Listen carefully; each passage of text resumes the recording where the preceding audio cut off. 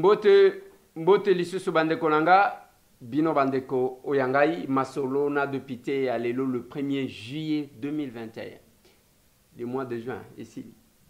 L'Obézala qui commémoration, il y a 61 ans d'indépendance. 6 ans, 61 ans. Depuis que Congo et Zoa bon somi, entre guillemets. Tokobeta masolo parce que na ligne na décortiqué moi mouké l'histoire du Congo. Na meka ko déroulango moi mouké. Oui. Masolo na de pité bande konangai na lobi 61 ans. Est-ce que 61 ans ou toi jeune, toi vieux. 61 ans. Ce qui mou toi na 61 ans. Tokobenga ye mukolo tomwana. Bongeli a écrit, il a dit l'état bébé. Je vais y revenir. Martin Fayoulou réagit lors de son discours hier. Alobeli makambu ya état de siège, vous allez le suivre. Ba propos na ye apesi oyo azali ko kanisa. Masolo. Sankuru, 2 bureaux et clôturer session. Bureau d'âge. Na bureau moussous. 2 bureaux. C'est dans cette émission. Masolo. Kasaï oriental. Après déchéance, il y a gouverneur. Bureau et assemblée, ils ont secoué crise. Makofi et Bimatikuna. Entre qui et qui? Masolo na de pité. Masolo na de pité, tokolobela makambu ya mbongo. Ya biso mbongo oyeba na kaka mukolo bayibaka yango. Ouais. Mukolo ka kebunga kande toyebaka yango.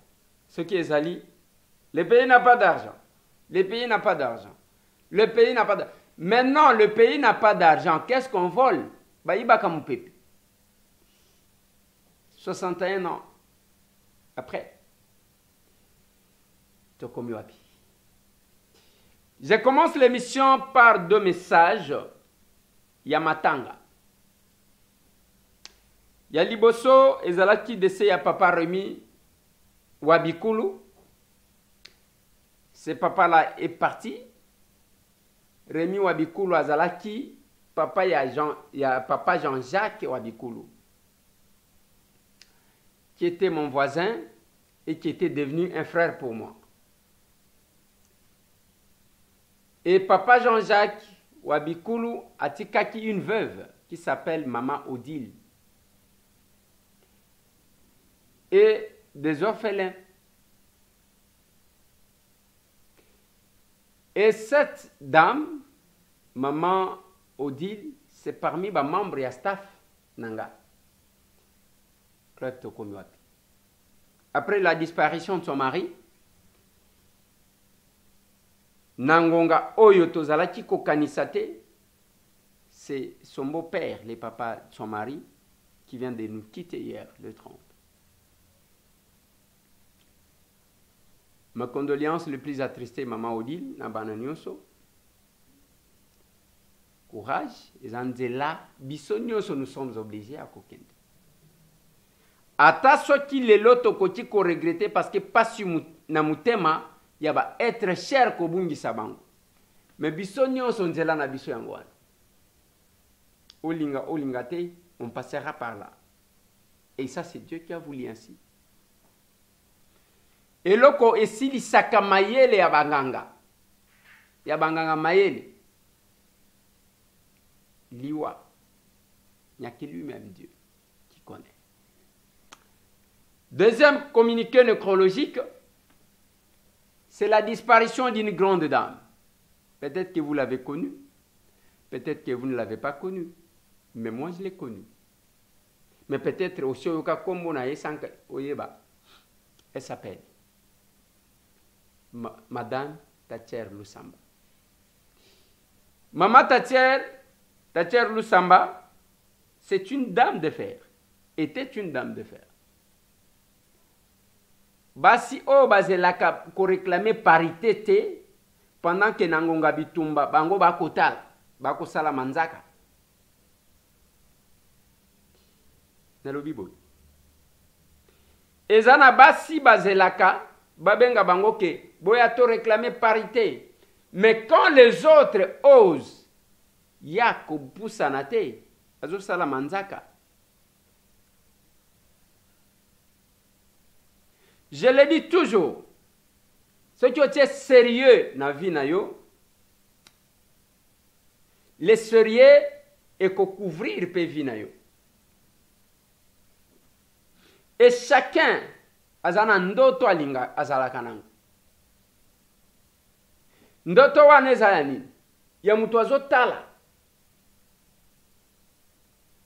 Akoka koyeba, azo envier alobi, même temps que tozala kibana mike. Ezalaki otali boy. Oh, ngana nina koma lokola. Soki ozotala makambo bali, ngana kobeta lokola joueur boy. Le rêve. Mutu soki azana ndoto te, c'est compliqué. Otali boy, mususu alobi, ngana lingina koma politicien boy, ngana lingi, ngana kokoma Mobutu. Le rêve. Mais soki omoni ozana bana, et que mwana lota kate. Ah, ayebisaka yo te ke nakoki pe kokoma lokola. C'est déjà un problème. C'est un enfant qui n'a pas d'avenir. Donc il y a kotambola ndengwa. Et je l'ai dit, na vie il faut qu'on meka. Au vent de l'objet, je suis une dame, je suis intelligente, j'ai étudié tout ça, tout ça. Ngana lingina zalaboui. Lelo bande konanga, pourquoi vous ne vous posez pas de questions? Yakoyeba pona nini? La plupart, la majorité des partis politiques, surtout Yamboka Nabiso, ba représentant na bango na bamboka presque nyonso bazaka ba médecin, alors que bango basala science politique. Chacun a un rêve. La majorité, il y a ba parti politique na mboka Nabiso, Yamboka Nabiso. Kende kotala, okoyo kaba docteur Inoka Bongo, docteur Mbungani, qui est aujourd'hui ministre, c'est lui qui représentait Mercé, Kuna en Belgique, docteur Kabanda. Donc, aux hommes, on a que les médecins sont de plus en plus en politique. Parce que dans le Bakanabino, quand vous faites semblant la politique, yo vanda kalobaka que moi je suis à politique. Donc, koyeba ke force à politique et komatela yo okoyoka. Et la dame, Thatcher Lusamba, elle est partie. Na uki wana ke akufaki lobi na Saint-Joseph na limité. Maman Thatcher, c'est parmi nos mamans qui m'appelaient régulièrement, qui nous encourageaient, avec qui on était. Nenge tozalaki na maman Denise Lupetu. Excellence, qui était devenu vice-ministre, bien que Dango a commis vice-ministre et à mine. Maman Langai. Et c'est comme ça. Tozalakina Maman Thatcher. Je me rappelle, tant que Zokenaï Genval, bien sûr qu'elle a été bloquée dans l'aéroport il y a Zaventem. Il y a Kota Belgique, parce que on avait suspecté son passeport. Avec ceux qui n'ont un visa à Qatar, ceux qui n'ont on l'a compliqué, Tiboyazonga Kinshasa. Mais c'était une grande dame. Maman Thatcher, on ne vous oubliera pas. Je vais parler, Bande Konanga. Tant qu'on a zali qu'on insister, et ça tant aux autres, si tous nos mamans, il faut qu'on se mesurer. Pas que la parité ou travailler avec les autres. Je vous ai toujours donné l'exemple. Il y a l'honorable Christelle Wanga. Vous l'avez vu, dans la chaussée de Kimwenza. Tant que vous lancez des travaux. Vous lancez des travaux. C'est elle qui a mené les démarches. Basala qui va démarche pour que chaussée Wane Salem. C'est ça aussi faire la politique autrement. Ah, la plupart des filles bapona qui facilité. Kaka, émission à musique. Il y a beaucoup à la danseuse, ainsi de suite. Cette dame-là, Christelle Vwanga, s'est démarquée en allant dans le débat où elle a dit qu'elle était à Mibali. Elle a la kiosque, elle a la clé de 50. Elle a dit qu'elle était à Mibali. Mais Christelle est allée là. Ça m'a toujours fait mal. Tant que je suis qui s'attend à il y a koluka ko descendre koluka ko finga mais ozo descendre ko simbate. Parce que azana niveau moko boy, azana rêve moko boy. Et si tu échanges avec cette dame là, okoyoka ba to coopérer kanaban, que ce soit ici, que ce soit à l'étranger. Elle coopère avec les grands. Quand on veut devenir grand, on va vers les grands. Ce n'est pas moi jalousie ya mike. Bande konangai, omoni émission en lelo. Na pesa ki ango titre. Mutunyo sauté à sa démon. Tout le monde n'est pas démon, qu'on le pense. Je vais déconstruire eloko moko awanakacha émission. Et quand il y a les femmes, je suis ngai nazalaka nesengo mingi. Même quand je vois, il y a une dame là de décider qui passe tout ce temps dans le média, qu'on apprécie. On n'a pas besoin ya bato ba fingaka. Tout le monde n'est pas démon. Yangonga na loba na bino, bomoni masolona de pité tant on azo pesa bino pesa moninga sourire ezapambate. Eza yake malatse biso eloko moko bo ba congolais balingana kate, ba congolais bakabakate, ba congolais ba escroc. Mais na lobi na bino tout le monde n'est pas démon. En criminologie, nous avons appris il y a quoi procès objet pour l'étudier. Ko juger mutu na musika ezamala mute. Même ngai dans cette émission, beaucoup sentir que j'ai jugé aussi d'autres personnes.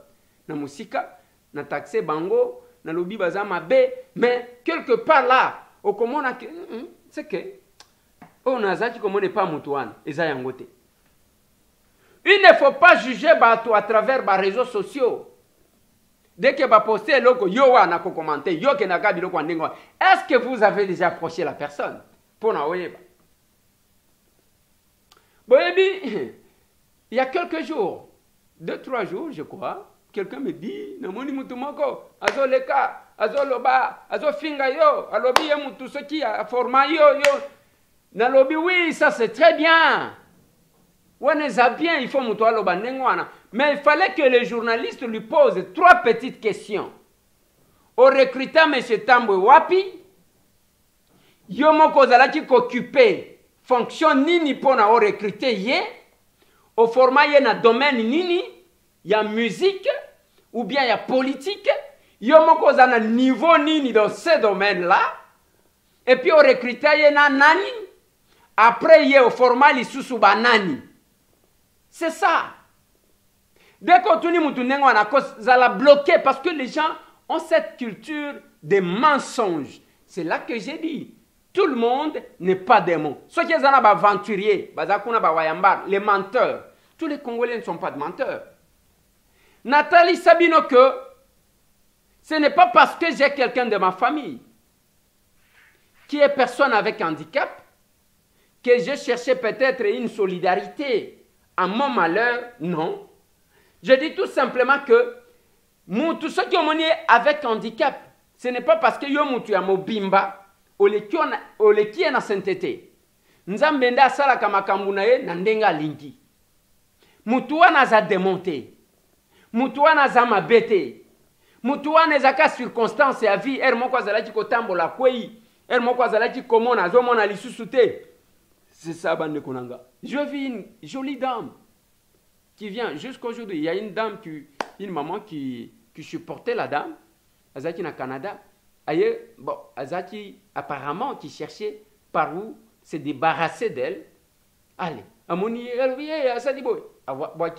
aujourd'hui, nous supportons ces dames. La dame ou la demoiselle, Azalaki Kolala na commune à Massina, du moment que je vous parle, Tosi Tozueli inscription, Azolala Nandaku, Azotanga na université, Azosala droit. Elle n'est pas de ma famille. Je n'ai même pas besoin de poser la question. D'où elle vient. C'est elle-même qui m'avait parlé l'autre fois qu'elle était de Katanda, je crois, dans le Kasaï. Mais la dame aveugle là, elle est du Bandundu.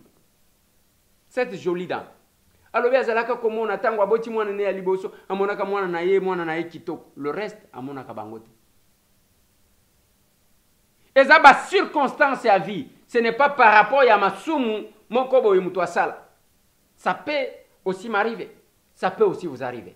Voilà pourquoi je me suis dit, bataksa biso mingi mingi ke tozaka mutema mabe, bande konangai, tola kisa, le contraire, ke tolinganaka. Jusqu'aujourd'hui, quand vous voyez les gens qui passent leur temps à s'insulter dans les réseaux sociaux, moi ça me fait mal. Et mon combat c'est contre ça. Mon combat c'est contre ça.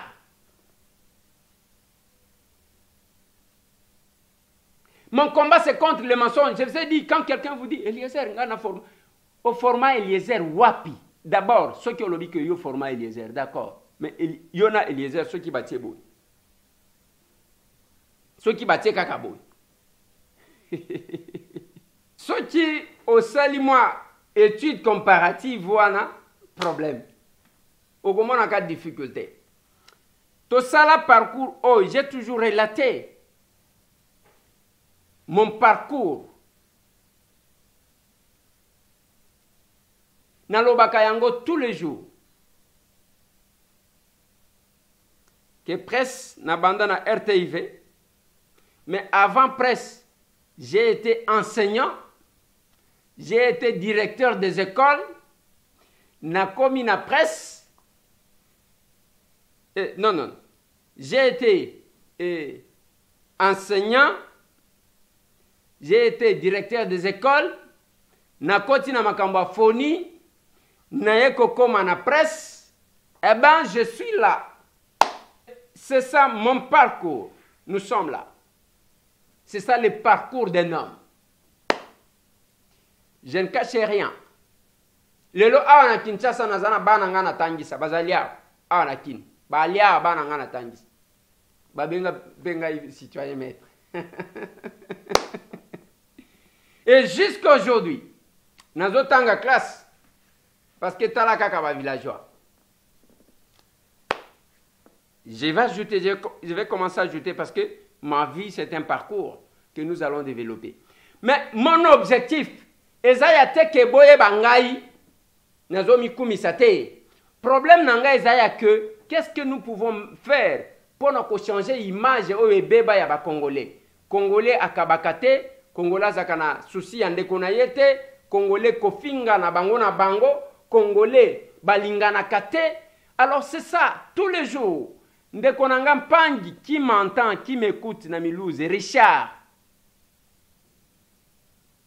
Aloba nanga ndeko Eliezer. Nazoka ba Congolais balingana kate. Mais moi je suis Congolais ngana lingaka ba ndeko nanga. Il faut to comme na niveau 1. Tangu bomona katola muki. Omoni na lupango etondi nenge etondi wan. Lobi je devrais sortir à 9h. Na yekobima ba 13h. Compte tenu à nombre ya bato. Je vous ai dit que awa, tout le monde n'est pas démon, tel qu'on pense. Je vais commencer par moi-même.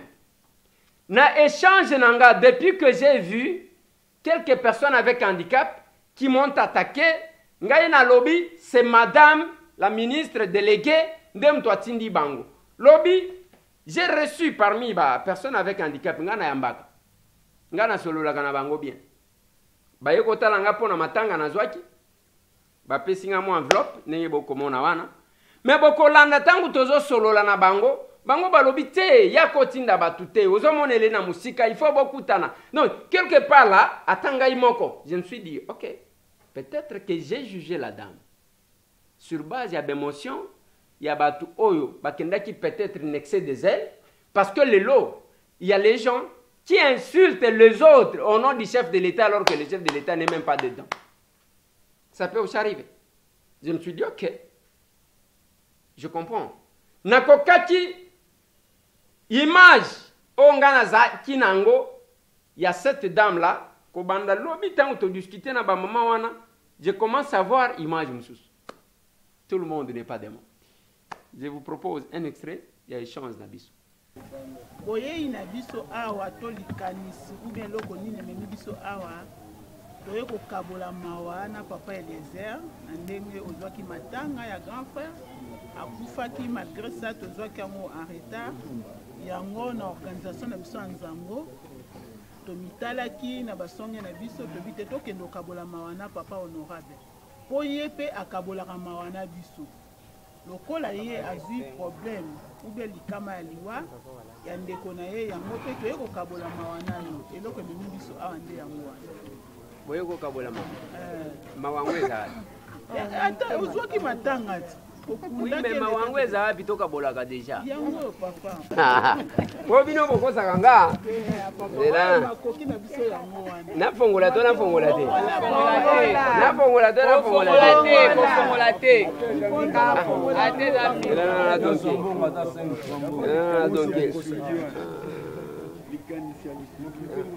bon nazobanga soki nafongoli babandi bakoya kokotela bakoya koloba ke oyo azwi bala. Merci beaucoup. Azoluka ministère. Est-ce que tant qu'on a bandaki na bino, na lingina d'abord na tu na bino. Tant qu'on a bandi biloko tant Covid yi. Eza ina makambo gouvernement a. No ina mboko to kosungana lisusu te. Dès que mutu asungi moninga na ye, akomi ko sala politique. Abo elinga enveloppe. Eza pona bozoluka poste na politique. Je pense que c'est ça. Siko ndenge nini bino kaka bino wana nde bozo balukelanga ndenge moko na ba di progrès oyo batondia bayaki ko balukelanga ya kaka lelo nde bayelinga ya o alinga ka bola di progrès na o ka bola di progrès alikamuni ezaka kosungana moko elenga vie eza interaction wana tozomona mama oyo baye bazo poser problème à vélo. OK, parce que vélo pour une personne avec handicap, ndeza lokola makolo ya mutu. Ngai na luki vélo. Na pesi babeki ye oyo na sina mema ye kosomba babeki onde na mema ga. Oui. Kosomba babeki. Bakan oyo. Toke na bimisi mbongo na sombi. Na kabeli mutu. Na sungi mutu wana. Mais yo tango zoleka na télévision ke Eliezer ko kabela mutu kane ko kabela mutu vélo to sakaloso eza elokote. Allez, ko soutenir mutu na hôpital eza eloko te. Siko eloko eza nini? Parce que vie même musalo tozo sala. Eza pona kolia. Komela soki oyoki obeli. O se faire soigner. Et biso tozo salango na ebisa kabino tous les jours. Que na sala kango pa pona kosili sa passe na bino parce que nazana makotia kosili sa passe. Kosungana wana ezalaki en attendant que gouvernement ezwa responsabilité nango parce que bitumbeza ya bando côté ngai d'abord ministre délégué na yebani na yete et puis nazo mona loko ya bowelela na yete nazo yeba yango te ezaka que to se compléter to kenaka na mboka bapa lelo même banda ko totonga même otozo vanda pour une personne avec handicap amat eza pas si parce que zotongama na ba condition ya ko permettre mutu wana te. Mais ce qui est en boka mususu, même mituka oyo, ba koma ko sala ngo pa boye ndenge bozomona. Eza na possibilité ya ke soki o telemi ba fini bouton moko eloko wana kiti na se. Kaka ndenge ozana chaise na yo wana koti okoluka mutu ta simba yo. Et c'est ça ce qu'on a cherché comme facilité. Et ngai na ebisaka bino tous les jours.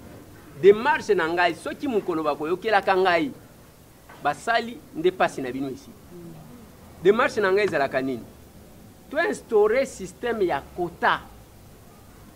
Société nyonso akofongola magasin akofongola misala na ye awa na Congo. Ezala ya privé, ezala ya l'État. Na ba agent na ya ko engager, il faut ezala ta 5% ya ba personnes avec handicap. Tokani. Tokani papa na ko répondre. Oui, loba. Merci. C'est totali banda ba Belge. L'État a organisé un centre pour les personnes handicapées. La place au monde, le centre d'hébergement. Et ça, quand tu es bien, tu es papa les airs à Tikaka et au Kotiwana. Tu es un policier, les biso à l'État provisoirement. Le col a eu aux ana makanisa qui toko yo zalaki na ngo. Pour le loco biso to lukande ya ngwana. Ba organisme nyonso ba personne handicapée, il faut l'État atamisme. Tant que l'État a mis je crois, mendicité aussi. lelo ndongo tolo balikamba tonga bandako, il y a pas l'accessibilité. Même na bopito pour femme handicapée à bota, liwana ezaka ya ba personne handicapée te. Eza batamako. Lelo ba handicapé mi bazwa ba défaut mingi pour handicapé mususu aza na bassin akangama. Tant yoko bote na liwana a écarter ma kolobolo. Eza na accessibilité na été et poser sous problème mususu. Na ba transport accessibilité ezate. Na ba église accessibilité ezate. Même na palais du peuple o ezake emploi à l'état accessibilité ezate. Lokola makanicien ezalaki. Na place tondongwana. Makamsu pesa ka coulisse. Ceux qui vont commis à 4 ou 5 personnes, il y a balolenge ou amakanisa no bozana ngo na ministre na biso et rozala bien. Pobo longo la biso pe na mendicité. Pobo longo la biso na esclavagisme otozana ngo. Lelo ba handicapé o lobi ba wala na poste. Mais ça ba handicapé msu ba uti okufa na opération, il ba kenda lelo porté disparu. Pona nini po banda ekola la libanda. Oreille aya na tangi combat général anta ya interroger papa o la bo banda poani. O lukele ate église moko be mo place moko loger a juillet a kenda na bango tilelo. Bana na bango batikala ba fazer. Lelo bo pesi biso ministère oui to sepeli. Bo pesi biso indépendance. Mais côté zate, mbongo zate. Population wana nyonso tuna mutu na ye moko ministre. C'est impossible. Ato lobo za makasi ndeni okobunda na batu santé. Ato sala judo za ceinture noire. Jamais okobunda na 1000 personnes. Lokola ya zawana bino bozawana. L'État botia maboko. Po bolongola biso ne loko oyo tozana ngo lelo. Bolongola biso na mangala o bopesa biso ke bazala ka bongo bango kutu bongo. Non. Biso tozoboya te. Tokoboya te tokoboya pe ministre te. Ministre za yé moko loboko moko. Akoki osokola na ngo longi te. Soki bo soutenir yé te so l'État te mi souté. Soki lelo loko zo di kansa opesa nga velo sa makolo na so opesa nga velo bi kama boko nzamba ozona. Mais jamais que tokolo bani ke papel les heures de la poste non. Biso pe to linga te to mona on a chômage ou bien to mona ozangi poste. Pour moi un petit rien wana yo zwaka 10% na yo ko pesa nzambe ngondo sala ka po sunga bandicapé. Bongo pourquoi pas yo ko za pe na musala. Et ça problème te ce muta lobi na OK ozo sala bo po la poste. Ko so ngo mabete. Trouve un cas normal. Nzambe pasala ka malamu ebele mais to balukela kai. Na lingina lobe lokomo. Lelo na uti ko sala émission na éviter ceux qui bon moni honorable Mike. Na sali na ye. Ngai na welela kana batute. Na zaka mutu ya keboya ebele to sungana to tambusa mboka na biso. Na lobi na ye boyi ngana député national. Yo za député provincial. Posa na nga sikuweza yake na ba député provinciaux, na ba député nationaux, tous à l'ensemble to bana ko tambola Kinshasa zo tambola bien te. Biso to za ba eli ya Kinshasa. Total bisika nini bazotonga tandenge bazotonga ba station. Est-ce que ezalaka Kinshasa ekozwa moto un jour nyoso. Alors, ezandengwana ye ministre na bino. Place tika koloba ke musapi moko yo moko yebi ke musapi moko ko sokola elongité. Approchez batu. Au lieu à attaquer biso. Moi, elle m'attaque. Vous comprenez? Approchez biso au lieu à comme on a biso lokola adversaire na yo. Kwa approcher wana ngana zo banga ba ministre. Omoni ba ministre o babimi. Ezana moko ba bengi ministre Teni azalaki na santé. Il y a eu des personnes. Na keyi ko solola na ena lobi papa. Omoni nengo lekiboyi. Il faut que ça là tout na ba biloko pandémie bandi. Botonga hôpital ya liboso ba mona que ministre a eu des personnes azana poste wana. Tango na zo ke kotala ndenge to pesa na kambote. Tolingi to kende ya tikali avandi wana. Batu na ye bakangi photo. Tala Eliezer aye ko senga moko. Un jour tango to kuta na ye. Na lobi na ya en face ya batu na ye wana. Parce que omoni baza ba combattant. Ba mususu ba manipuler ka bango ndengwana. Nengo zo mona bango wana. Ba ko bima ba manipuler bango ba balukeli ngai ba ye ko attaquer. Et qu'est-ce qui se passe? Ministre wana ezana petit moko azalaki wana. Ba attaquer ngai un jour tango to bana na l'hôpital. Yo na sina kutana yo 3 fois. Ojo pesa nga $1 ya carburant. Tozo yande ko pesa na makanisi. Ngai na koya ko luka musale pa na yo pona nini parce que ngana yo tozala ki candidat na lukunga ngana le premier. Et je suis député na koya ko luka musala o changa conseiller o changa nani. Atikali azotala. Et comme ko bangi sabiso parce que ce qui au cœur est pas mutu. Pona o pesa ye makanisi. Ya zo bimisa lokola ozo kende ko sala koluka musale pa mutu. Non, ezande wana te. OK. Na bandi na lobby ebele. Omoni nyoso na lobby. Eza po na ekota bino. Bacha bino eloko mususu na mutu te. Cette dame là, nous sommes là pour s'entretenir. Ya kosunganga un jour, place nga na limitée. Nga pena koso. Dans la vie c'est la complémentarité. Mais ceux qui bazo kosa yeke Eliezer tango azo sala nengo wana na bandikapé alinga remplacer yo. Eza biloko pamba. Mais nous devons mettre les lois. Il faut. D'ailleurs, elle peut marquer son passage. Il y a que tango le kaka, voilà loi bazwaka yango yo. Nazo ebisa bino na bamboka mususu bato bazo envier les personnes avec handicap. Tozui loi ngai na lobaka tous les jours ngana tikalika na position nga. Ba pesa kaka 5% na ba personne avec handicap. To komona mutu te. Okomona bato bako miko kanga ba élastique bako saka lokola ba handicapé. Pona ozamisa. C'est possible qu'on arrive. Mais si on ne vote pas une loi, jusqu'aujourd'hui, pourquoi on ne peut pas construire un bon centre de personnes avec handicap?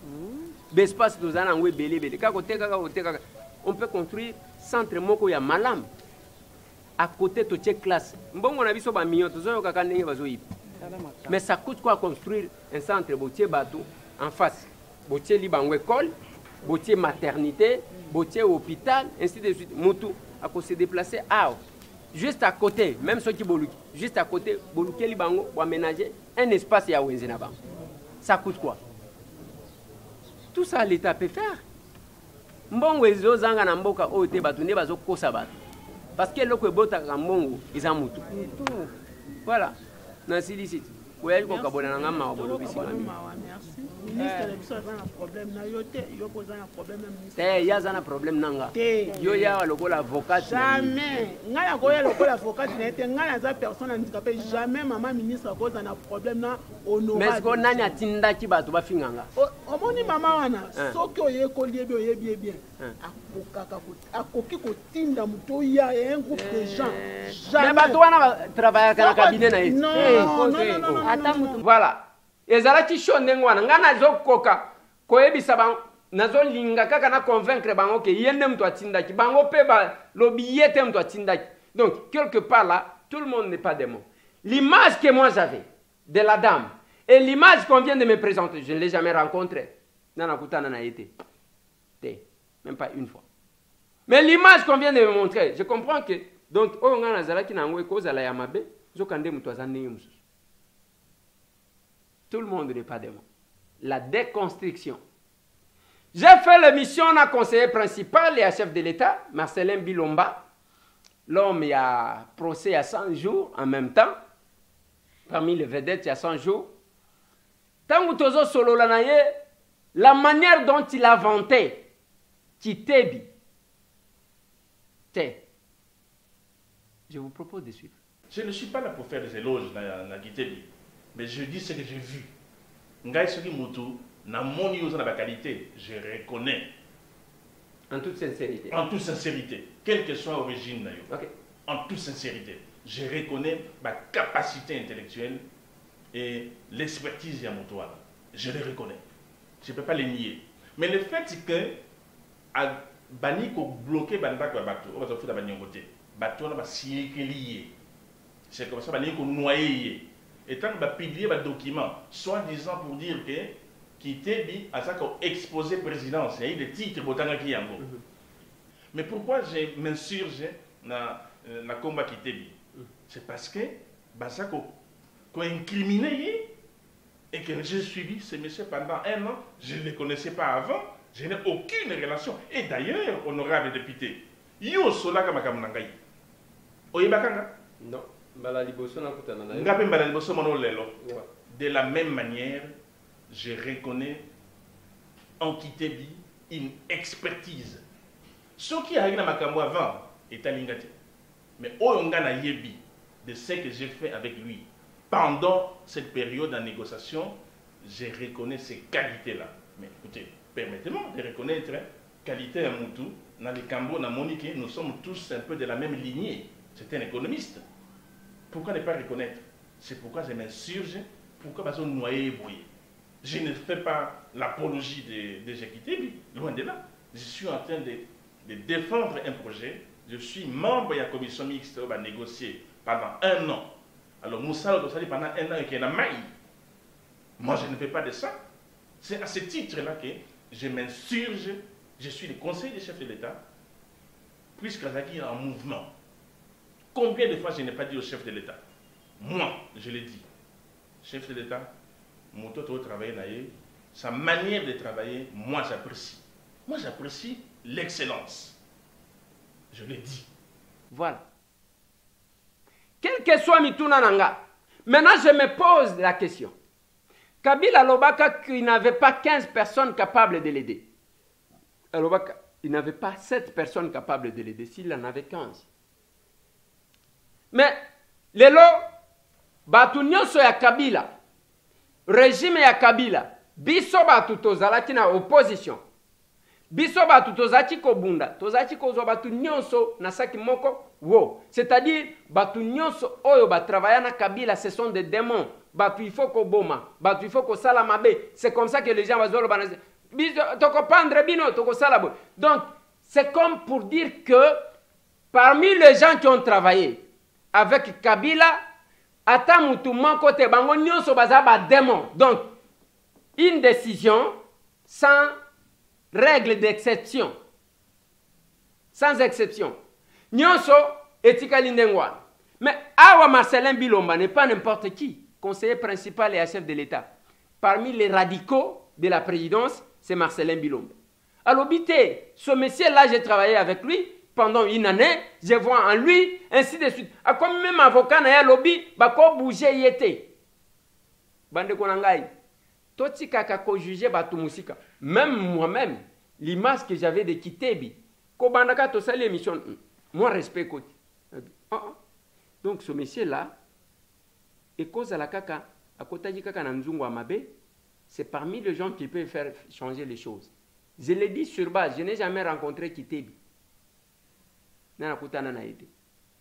J'ai dit sur base, il y a témoignage au Tozui et pas Marcelin Bilomba, qui est conseiller principal et chef de l'État, et qui est aussi parmi les radicaux de la présidence. Et là, il dit on ne peut pas les bouger. Si on les bouge, c'est qu'on risque de tout bousiller. Yangona lobakana batu, bisika nyonso ozali.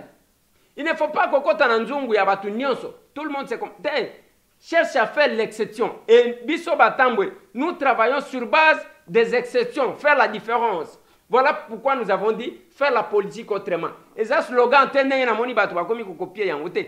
Faire la politique autrement, et ça kosala oyo batu misusu basala kate. Par exemple, je parle de moi parce que c'est de moi qu'il s'agit. Je vais expliquer. Comment j'ai fait la politique autrement? Tant qu'on a commis député national, il y a Liboso Nathalie. Na lobi batu basala ka soki ba voter bango, ba kati cordon. Na ba o ba voter ki bango. O comment na bango lisusu te. Surarmé, surgardé, ainsi de suite. Moi j'ai dit non, je dois rester ce que j'ai toujours été. Nanda kumoko moko nazaji ko futela, o nazo futela depuis plus de 10 ans. Des places na vendre. Ma porte est toujours ouverte pour échanger avec les autres, en contact permanent. Tokoti na koluka kosunga na bandeko. Et j'ai dit aux gens, les mandats nationaux ne se limitent pas là où on vous a élu. Le mandat devient national quand vous sortez de votre circonscription électorale pour agir aussi ailleurs. Voilà. Et c'est ce que nous faisons. Na évité ce qui, il y a combien de députés au Boyeba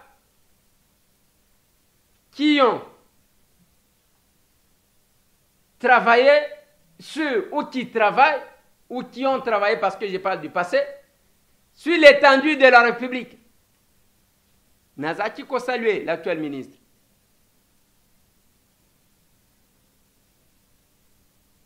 Oyo azalaki sénateur.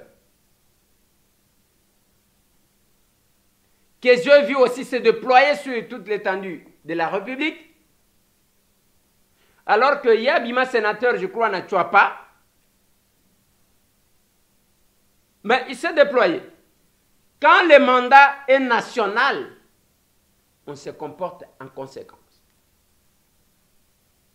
On ne se renferme pas dans sa circonscription, ou encore dans un coin.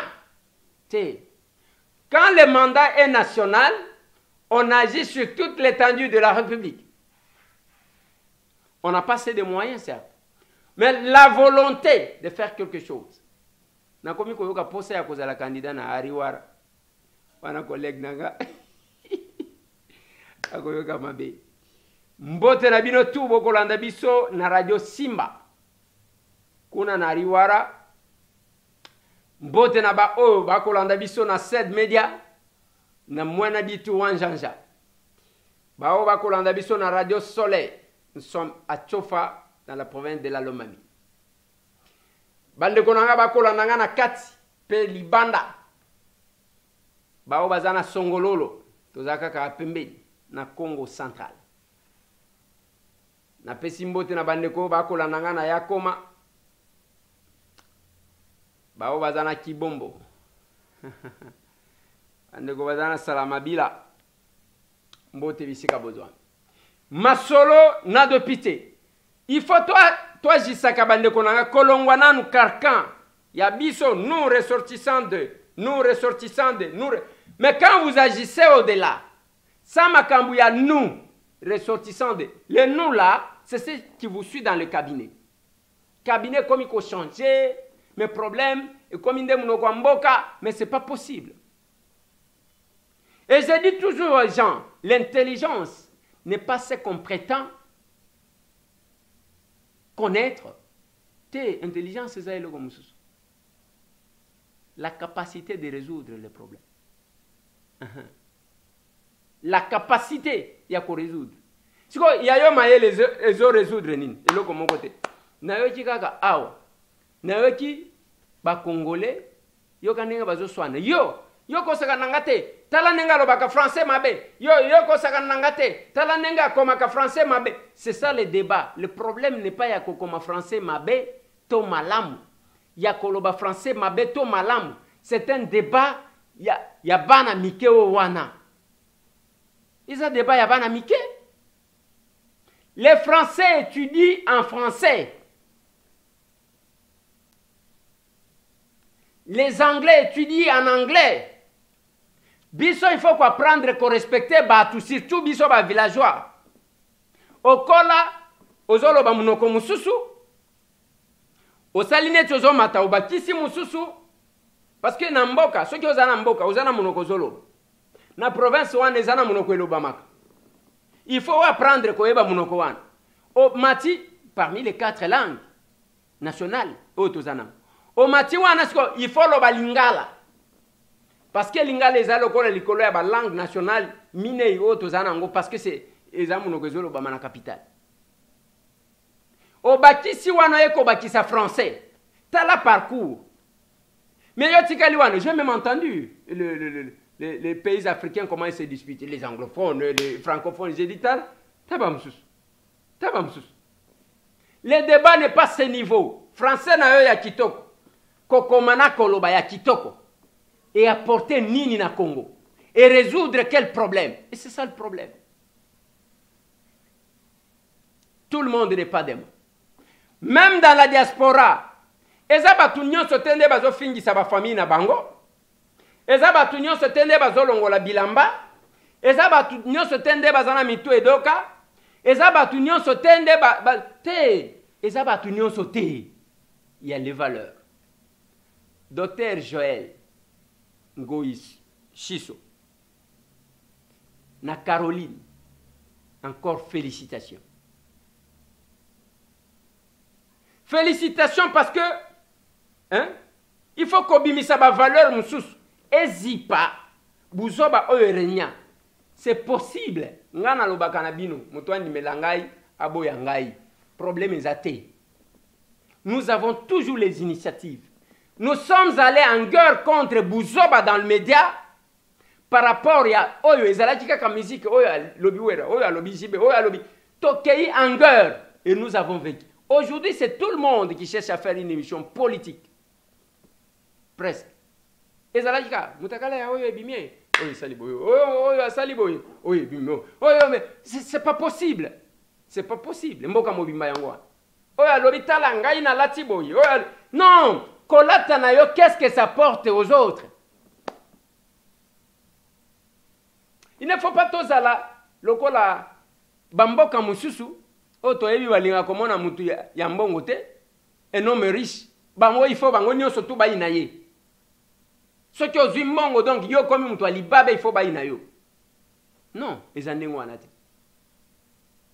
et tout le monde n'est pas démon awa na Kinshasa batu nyonso tende bazaka ba escroc ten ezana bescroc la même chose na Poto la même chose na Libanda. Ba Congolais nyonso tende bazaka ba escroc. Il y a les Congolais sérieux ici. Au PC, je suis allé dans un restaurant et il y avait une maman qui était venue du Canada avec sa fille. Ba invité ngai na restaurant moko. Tant on a komi kuna, je trouve le monsieur, eza eloko na bango, mais ce que zota la Libanda, okomona kaneti eloko soit ya bendien, soit ya ba libanais andengwa. Na kuti, c'est un jeune monsieur avec son épouse. Bazakuna. Le monsieur me dit, omoni moi si nangawan. Soki opesi mbongo asimbela yo $1000 ndenge eza wana même ko changer ke bimisa biye ya awa ko tsangwa akosala yango te o ndenge nazoteka boye nazwa nanu na kozongisa akosala te soki ozwaki numero ndenge otikaki yango ndenge okutanga. Il y a les gens qui sont comme ça. Ce n'est pas tous les politiciens de bazaba démon te ba politiciens nyonso tende bazaba démon. Ceux qui sont des politiciens, ils ont koyiba pona te ba politiciens nyonso tende bazaba démon. Même nengo zomo na gouvernement na biso ya bawario. Ils ont ba politiciens, ils ont ba membres ya gouvernement ozo talake. Oyo ayeko sala musala. Oyo ayeko sala musu. Otali pe musu solobi oyo muyibi. Mais comme okolo bateke muyibi kaka nengo wana pona lobaka na bino l'acte de naissance ya crime, c'est le jugement. Azo juir présomption d'innocence. Sinon, kokoya na makambo lombroso qui voyait ba criminel né. Otali longinaye, otali boy. Il faut causer là. Botal. Tout le monde n'est pas démon. Tout le monde n'est pas démon. Ata ba pasteur ndenge tokolo bawana. Ezana ba pasteur ya beskro, oui. Ezana ba sali anzambe mususu qu'il faut respecter. Otali même fina nenga zo sala, ozokuta yeboy. Tout le monde n'est pas démon bande konangai. Mais la question, yo siko za côté ni. Ah, une évaluation. Soti bomoni ndenge toko sala. Même awa, je vous ai montré hier. Ba combattant y a eu de PS1. Tobe bana kina bangoti. Parce que ba yaki ba menacer pa na ngai, ba lobi, ba to ba manipuler, ba to Eliezer azo 50 000. Comme moi Eliezer kaka ndem tu bimaka. Eliezer azo bota la même oya mituka ndenge latinga. Finalement na lobi na président de l'Assemblée na lobi, honorable président de l'Assemblée nationale. Comme mituka mususu a lobi mituka ya Eliezer. Bo pesa ngata 6 te. Bo pesa ngaya ta 6. Bozo ka komba mutu mususu zobim. Kaka Eliezer tango kei, tango kendaki, omoni mwasi wana top Congo. Oui. Je ne voulais pas aller plus loin na makamwa mituka parce que j'estimais que Nassina lobby, bureau et lobby et Kati Makam. Mais comme elle insistait, je répondais à contre-cœur. Et voilà. Mais tant que vous combattant, il y a Nathalie Sibango dans le lobby. Boye ba parcours. Nous avons quand même de l'histoire dans ces combats. Et le col a négé, Nassina Bengana qui bango plusieurs fois, baye na lobby na ligne ko sentir binote. Baye na lobby na ligne ko sentir binote. Mais le col a ezaba na famille. D'Angomon, lobby et Zalaki, le col et l'homme sous. Et mon frère aussi Richard Ayoan. Ce qui est au tali, mon ambiance, c'est l'ambiance familiale. Joyeux anniversaire, joyeux anniversaire, joyeux anniversaire, joyeux anniversaire. Voilà mon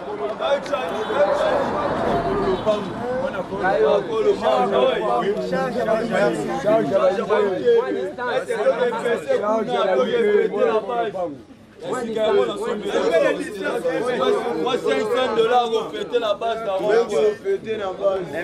Vraiment, il y a le 30 juin, fête indépendance et République démocratique du Congo.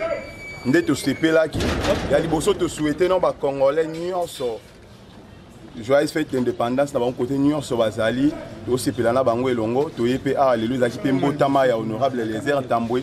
Po mingi balobaki force du progrès bakaboni honorable akaboli biso poto ye poto lakisa bango ke yaya singa ya famille ebendanaka ekatanaka yango wana moni lelo pena to CP kozana honorable ensemble de souhaiter joyeux anniversaire lora lelo le 30 juin jour pe ya mbotama na ye to CP vraiment ensemble ya kozana elongo donc ya mabe ezate toza famille yende oyo papa tikelaki biso ye alobaki talanga na zate ya na bino bobando tungisa wapi ye yango moni lelo toye to laksaki ya face du monde ka nyonso balobaki eza lokuta biso tozaka na famille ndenge tozaka harmonie toujours ya mabe ezate lelo pona ko prouver ba o nyonso balobaki mabe force du progrès à ça à l'autre Eliezer Tambwe qui go fêter na ensemble à la base boyo ba ke o nyonso boyoka ki eza loku force du progrès viva force du progrès viva et du Congo viva état de droit zéro corruption le peuple d'abord déboulement Fatimeton Siona Biki Rouge Pinètre Tchemboulé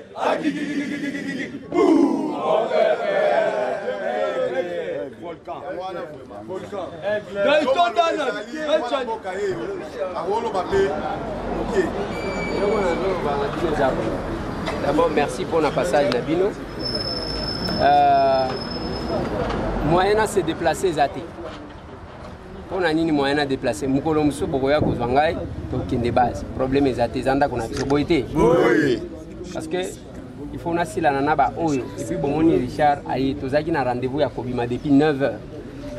Wana umisi moi biso muke donc je dois sortir et je dois aller quelque part. Tu organises.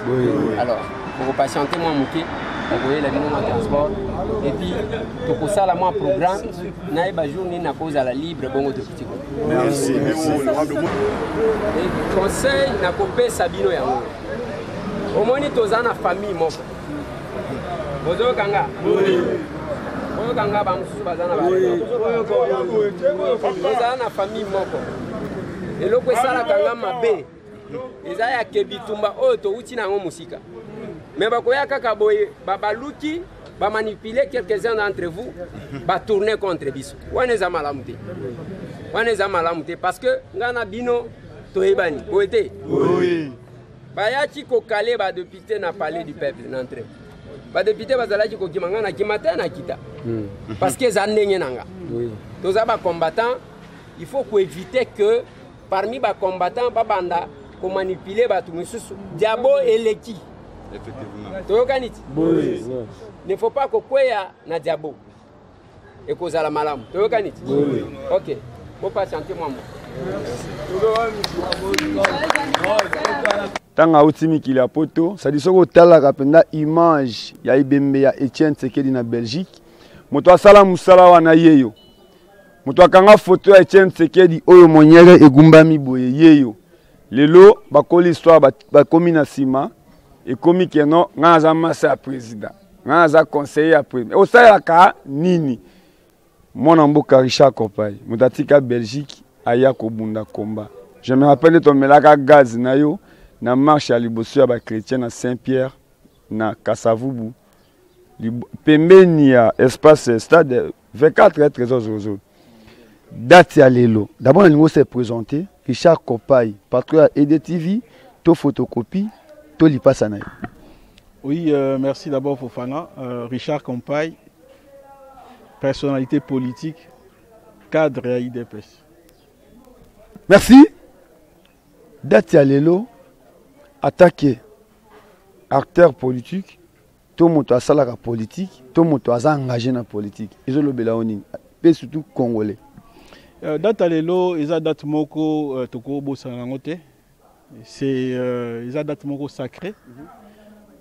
Ndenge l'obama na hymne national na biso toko bosanangote. D'abord merci. na ba martignon sur indépendance. C'est vrai, il fallait tous les caïtas pour une indépendance, bien que jusqu'aujourd'hui, tous nous koba pour tous vraiment indépendance totale.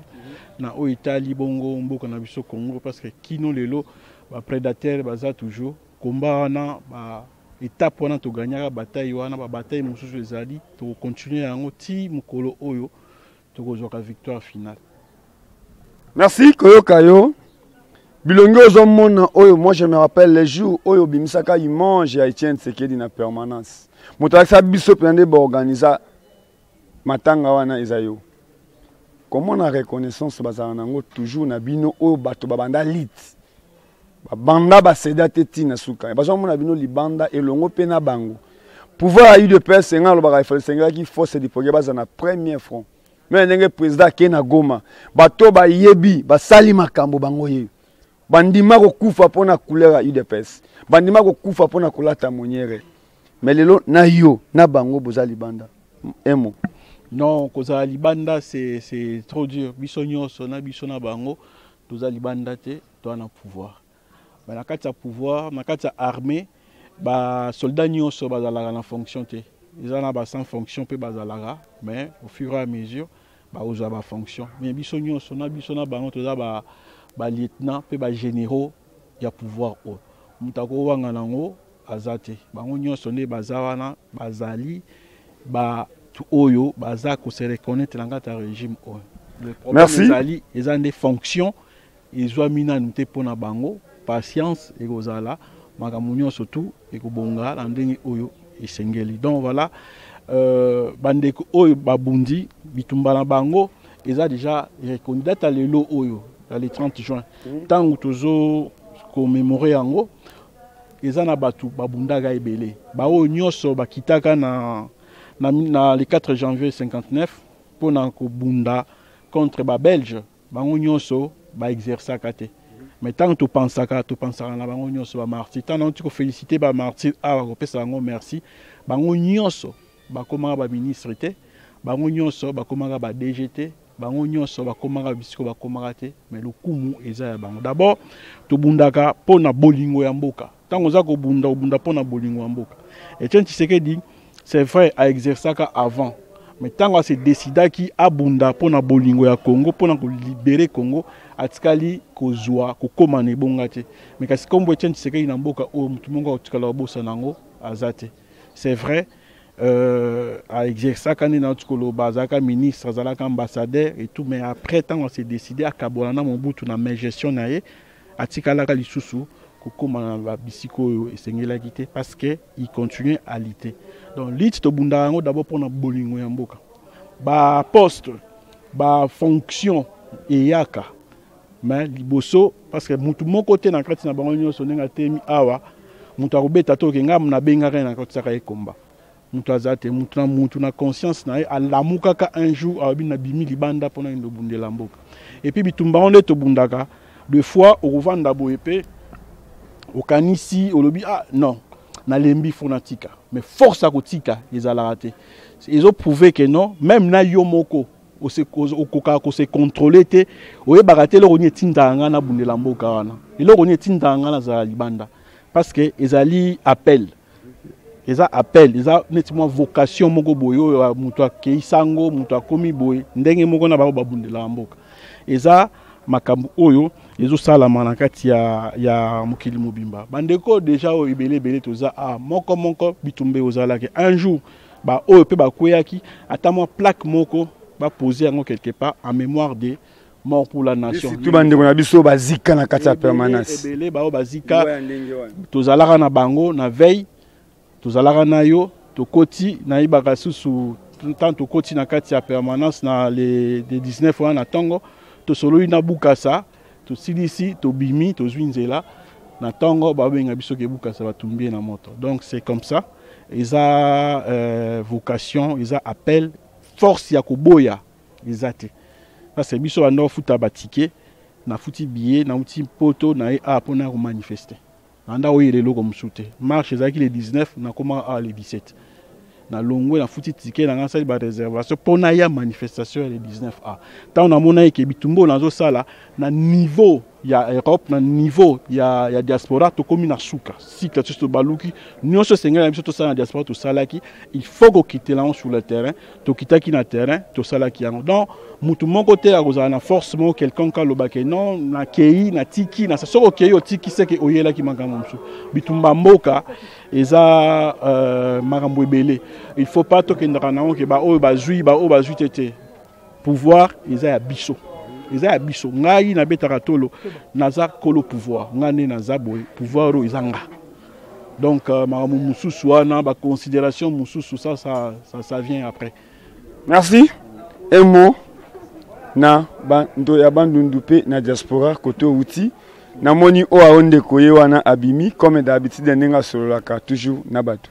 Oui, na bandeko nyonso ya bandundu tukuti bandundu tokendaki na secrétaire général ya parti na ansi bandeko nyonso bamoni bayebinde baloba mboka na mboka ezaka na bakonzi nango bamoni force oyo to prouver na kati ya bandundu comme d'habitude comment le secrétaire général Augustin Kabouya ayambamaki na kati ya mboka bandundu na bisika pi base na biso ezali tolakisi ke toza na force et tant que président de la République a eu ça l'interview na awa assez sali moi gomongo pour un deuxième mandat déjà il s'est prononcé pour se retrouver voilà le moment où ok et sengeli biso nyonso to meka ko se reconstituer na ndenge moko ya malamu to longola ba mécontentement to sangana to yeba eloko ni to sala parce que mandat ya sima ya mokonzi mboka ezala sous mandat ya bibamba bambate ezala mandat ya mobimba donc esengeli na biso to travailler ba mécontentement ba kolemba ba bolembu et puis na ba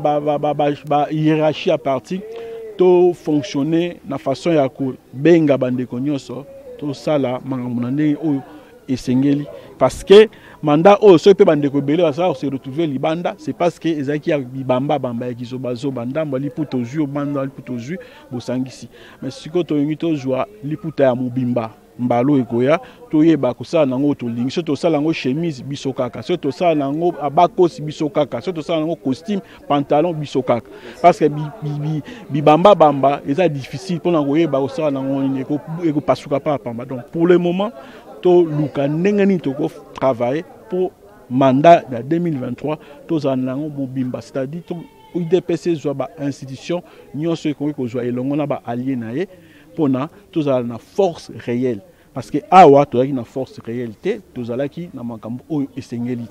Alors ba oyo nyonso baza na mécontentement bandeko baza kolela bandeko bazomona ke to se retrouver tout le monde se retrouver parce que notre objet d'abord c'était le départ ya Kabila to bengani Kabila c'est que biso nyonso to gagner nous doit perdre à Zate parce que l'objectif est de que ngaina comme PDG, objectif est de que ngana comme agent à DGM, objectif est de que Kabila dégage. Maintenant que Kabila est parti, donc c'est notre victoire à tous ici.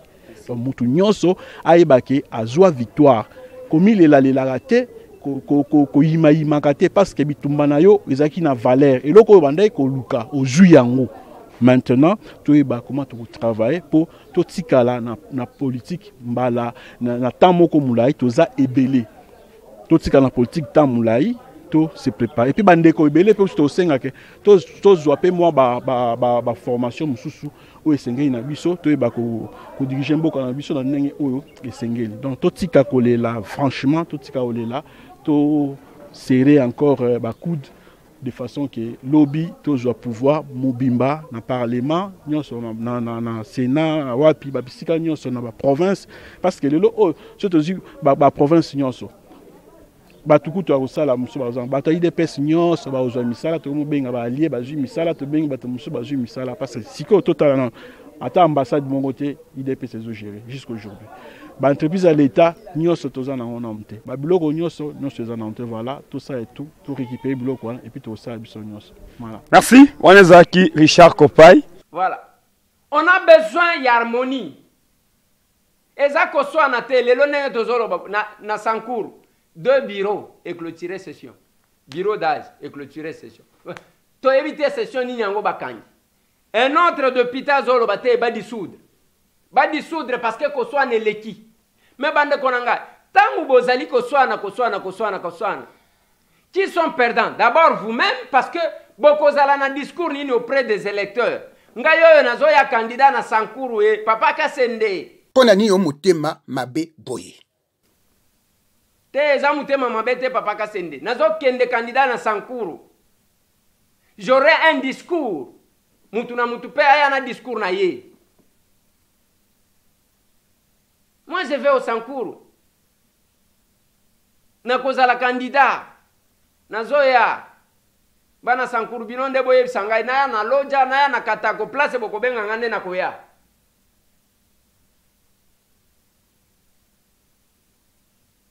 Nous devons travailler pour ce peuple là ko soit nezana tina te soki omoni des fois soki makambo bandi o rando na lekisi likambo ye na lobeli bino une fois na lekisi. Nous avons tellement de choses à kosala, notre peuple souffre, souffrance wana ce n'est pas Félix et mon konem to akotika la kaka. Il nous a donné l'impulsion, il a donné l'impulsion na l'institution. Bozala libre. Biso na parlement toza libre.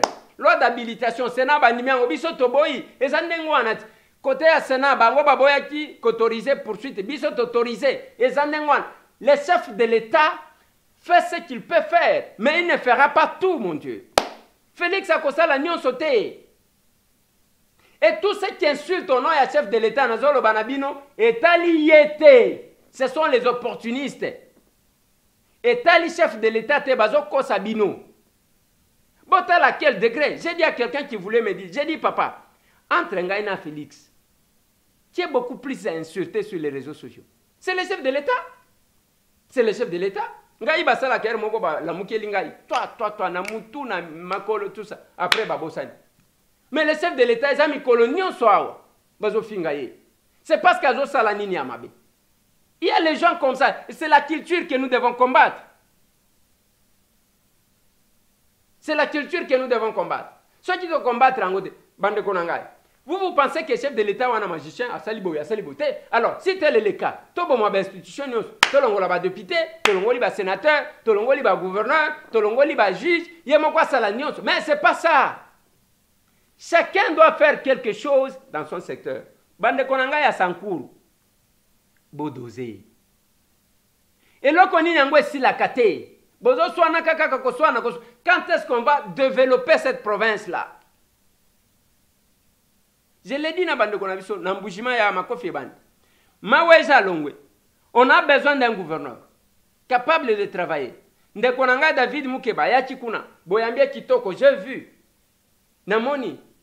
Mais nous avons besoin, il y a que ce qui est kozalaye à incarner ma valeur, vos attentes, en attendant que Makamusu Soupe Kinshasa ya kosala. Je l'ai dit. Les locaux na makofi ba député professionnel ba policier makofi ma bozo bundela nini 13 députés makofi nini wana balingi va destituer quelques membres ya bureau. Vous allez déstabiliser cette province. Le temps y a que bo destituer bango, bo tie mususu en place, le temps y a que voter gouverneur, ainsi de suite. C'est le peuple kassaïen qui est perdant. Et les images que nous voyons dengue bana Kasai bazolela. Vous n'allez pas rester tranquille. Au quotidien, la tranquillité. Bato bazo bengande kwa lézère to souffrir sous Kabila, to souffrir sous Mobutu, balobi to zana Tshisekedi. Lelo to zana Félix Tshisekedi. Tozo continuer à souffrir. Ngai na kenda Kasai dans mon discours. Na loba na bango ke bako sabino te que le chef vous a abandonné. Azolu Kelabino. J'ai aimé ce que le conseiller principal nous a dit pour les Kasai, qui a un grand projet. Et bon, ce qui 420 millions de dollars pour nous le projet. Pour les Kasai, voilà. Et ça pour Nabino. Nakoya ko expliquer bino parce que na bengie, na ebisi que total isabino projet ngo bakosala nini bakosala quelle que soit la durée de la nuit. Moi je ne vois pas le chef de l'État oublier son Kasai. Je ne le vois pas. Mais il fallait quand même au moins les bandelisala qui président tribal. Il fallait que les chefs de l'État commencent ailleurs. Parce que le temps qu'ils passent aujourd'hui à l'Est, ceux qui ont Kasai, mais les bossi bomoni dans les réseaux sociaux. C'est là que j'ai dit aux gens, tout le monde a culture, tout le monde n'est pas démon. Viens à Martin Fayoulou, à l'objet on a que état de siège, et ça kaka et le Kobasali Ndengewana sans planification, sans quoi. Vous allez les suivre, je vous propose. Dans quel état psychologique se trouvent aujourd'hui les Congolais qui avaient nourri et fondé tant d'espoir à l'avènement d'un nouveau pouvoir, censé être porteur de changements dans leur vie quotidienne? Ces Congolais qui n'arrivent pas à évacuer leurs récoltes, faute de route, et ces familles qui voient leurs enfants mourir par manque de centres de santé et d'ambulance dans leur contrée, mais qui apprennent qu'on a généreusement offert 500 véhicules d'une valeur de 27,5 millions de dollars aux députés parce qu'ils ont obéi à un mot d'ordre. Dans quel état se trouvent ces Congolais clochardisés et malnutris qui apprennent qu'on a détourné 205 millions de dollars du projet du parc agro-industriel de Bukangalonzo et que le dossier a été classé sans suite, comme l'affaire de 15 millions de dollars de pétroliers? Que disent les millions de chômeurs congolais quand ils apprennent que la commission électorale nationale dite indépendante a dépensé près d'1 milliard de dollars du contribuable congolais sans rendre le moindre compte? Comment se sentent les populations sinistrées d'Ouvira, de Goma et de tant d'autres territoires du pays qui apprennent qu'un groupe de nouveaux riches dilapide chaque jour l'argent de l'État? Que dire alors des éléments de nos forces armées et de sécurité qui n'ont pas suffisamment de rations alimentaires et d'équipements lorsqu'ils apprennent qu'une grosse partie des 450 millions de dollars affectés au programme de 100 jours a été dilapidée? Que pensent les enseignants, le médecin et les fonctionnaires qui savent qu'un petit groupe au pouvoir s'enrichit de manière scandaleuse avec l'argent de l'État? Avantage les libertés individuelles. Un état de siège sans planification a été décrété en Ituri et au nord Kivu. Outre le musellement des voix dissidentes, à l'image de l'arrestation récente du député provincial Jean Bosco Assamba de l'Ituri, il y a derrière cet état de siège une volonté manifeste de créer l'illusion de l'action et de détourner l'attention des vrais problèmes structurels qui minent la sécurité du pays. Voilà, ça c'est mon vieux Martin Fayou. Alors, il même makambo ya mituka. Alors, il y a que bazo pesa batu pour les corrompre. Non, mon vieux. Balobi ceux qui mituka ba pesa ba kopesa 500. Ceux qui ba pesi ba kopesa 500. C'est-à-dire na oya yo bazana kati, na ba oya FCC bazana kati, na honorable Adolphe Muzito bazana kati. Tout ce monde là parce que vous êtes passé par là. Ba mituka ngo wana pe ebima pe soubino. C'est ça le problème. On ne doit pas chercher ya quoi alimenter feu pona eloko ya muke. Yango bomoni Augustin Kabouya a parlé de ça un tout petit peu. Comment oh non, il faut pas dissoudre le Parlement, il faut pas ça là. J'avais pris les devants pour condamner déjà des propos. Dans le bas qu'on doit avoir un minimum de respect envers nos députés. Ou soit Balingi, n'a qu'un vélo, n'a palais du peuple, tout le paquet moyen de transport à député en gros. C'est vraiment méchant. Même ceux qui les ont assommés là, ils ont V8. Mais V8, ils ont représenté devant le peuple. Puisque vous, vous êtes nos élus. Dengue Bozana pour représenter Bisson à 4 hémicycles. On a moni que bateau et comme on t'aime jalousie mal placée. Ba émission nyons autour il y a moyen de transport, il y a élu. Ça ne s'explique pas. Est-ce que dans le Bissau, exemple à la Liboso, va octroyer moyen de déplacement dans les députés? La réponse est non. Mais pourquoi cet acharnement? Et puis, je profite de l'occasion pour avoir sa bande de à FCC.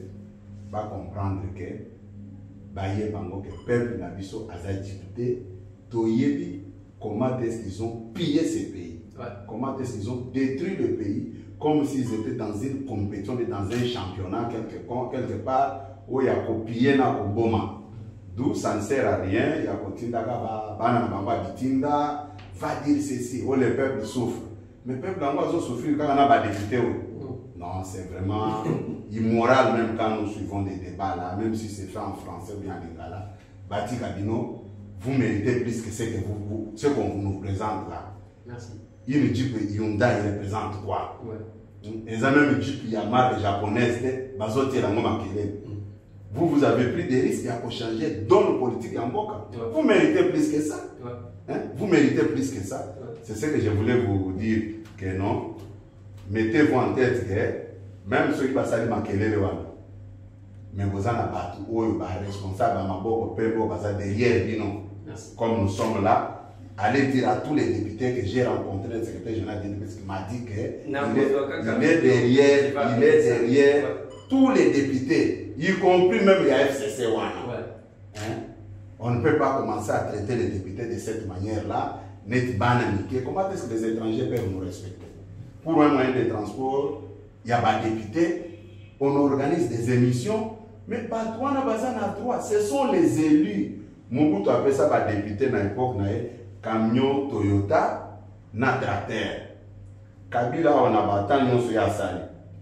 Toti San City, appelle ça qui Jeep, X-Trail.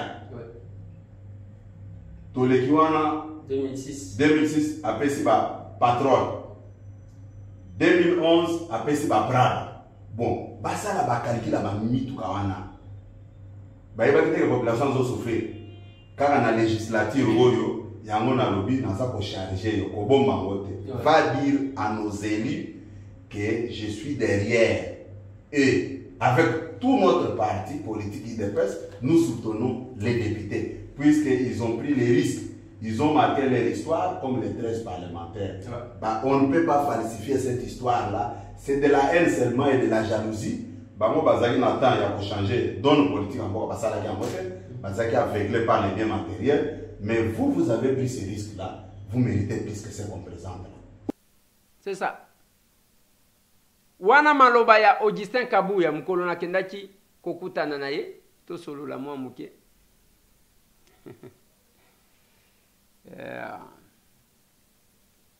C'est bon. On ne doit pas passer le temps à Koswan. Mon vieux Martin, mikolo nyonso ngai le kinayo na bonde la kayo. Ezana batumisu tika fayulu akende kuna ngai nazo continuer kolobela. Place yozo kende. Eza place na yote okosangana na nani? Ndeko na yo, c'est Félix Antoine Tshisekedi Tshilombo. Mutu oyo bozalaki na ye dans ce combat, c'est Félix Antoine Tshisekedi Tshilombo. Je ne suis pas d'accord na yo mon vieux Yakokende kuna. Et la guerre à l'est, il fallait appuyer et non combattre l'Isusu parce que batu bandeko na biso bazokufa. C'est une proposition à faire. Dans l'état de siège, qu'il fallait qu'il y ait oyo. C'est ce que nous avons besoin, et non de critiquer seulement. Naamba ki maike mukeba elobi. Alobi batu bazolo ba Rwanda mais okuta mbongo na bango batie kuna. Bana na bango bazotanga kuna. C'est pas possible. C'est pas possible. Tozana ngonga ya ko se compléter. Ozui makanisi na yo même pour la CENI j'ai dit. Alors, ozui makanisi na yo bakisi. Comment nous pouvons améliorer Tosili Samakambwa Bitumba na Est? Bitumba wana, ce n'est pas l'affaire de Félix seul. Même si ça a échoué, ce n'est pas Félix qui va échouer. Voilà pourquoi Tozalika a prorogé état de siège. C'est quand même compliqué. Il est important, il y a Kebande Konangai. Chacun place à Azali. Nalobi Nabino, tout le monde n'est pas démon. Ba Congolais n'y ont sauté bazakamute mamabe. Est-ce qu'on peut nous intimider? On ne peut pas nous intimider. Non, on ne peut pas nous intimider. Même Nakati Abatwa FCC, Boyoki, conseiller principal et chef de l'État, Bilomba, qui parle, Yandeko Azana FPI. Nana Kokati Koeba. Il est allé le découvrir. Juger quelqu'un de loin, c'est pas bon. C'est pas bon. Tout se complète. Tout se complète. Et chaque province, chaque gouverneur doit faire quelque chose. Nazolo bana bandeko bazana lomami. Bandeko nanga lomami na lobia la vie de cette province entre vos mains. Bino de boye binini boko sala la province. Mais sachez-le, vous allez rendre compte na population na oboko sala. Mbote na bande kolanga tu bazana Kindu Manyema. Kambele mutoto wa Manyema shoka ikalungua mupini ikabakia. Bande kolanga nazo sukisa au. Na kosukisa wana, je vous conseille de vous protéger. Maladie ezali. Bande ko bazana na secrétariat technique. Bossa la tout pour que la population yeba na ko prendre ba précaution na inerbe to monika ka boche mur kitoko bokomi na kati botongi nini libanda to moni bokomi malam na kati botongi nini. Voilà pourquoi bande konangai biso ba élu de Kinshasa tozo sala un mouvement yasika. Le mouvement des élus de Kinshasa, les causes à la députés nationaux, députés provinciaux, n'a sénateurs qui sont disponibles et à tout moment s'il y a un problème, Tokiti Nyonso sur terrain. Je ne vois pas pourquoi on doit se déchirer. N'a pas jalousie à Mike. Non. Personne. Partout, on doit se compléter. Le député national, élu de Kinshasa, le député provincial, élus de Kinshasa, les sénateurs élus de Kinshasa, on a besoin de cette dynamique. Une dynamique d'action. Pas ya kovanda kosala ba réunion te ba action. Makamba ba station o bazo tonga to kiti to yebi ezanini. Na assemblée provinciale ba toazo beta, biso na assemblée nationale tozo beta, ba récupérer ngo na Sénat. On doit faire respecter l'État. Soki biso to saleli population te banani ba kosala. Lobi na koti na embouteillage mbala liboso na yoka kasangwa embouteillage na Kinshasa. Lobi férié. Donc to koti na embouteillage de 17h à 21h. Vous vous rendez compte? Kotango nini ka kotango bacha baso de mouton a. Oleki kingasani asuka e bandi wana. Banda e kangama chiko banda wana tina de bonhomme.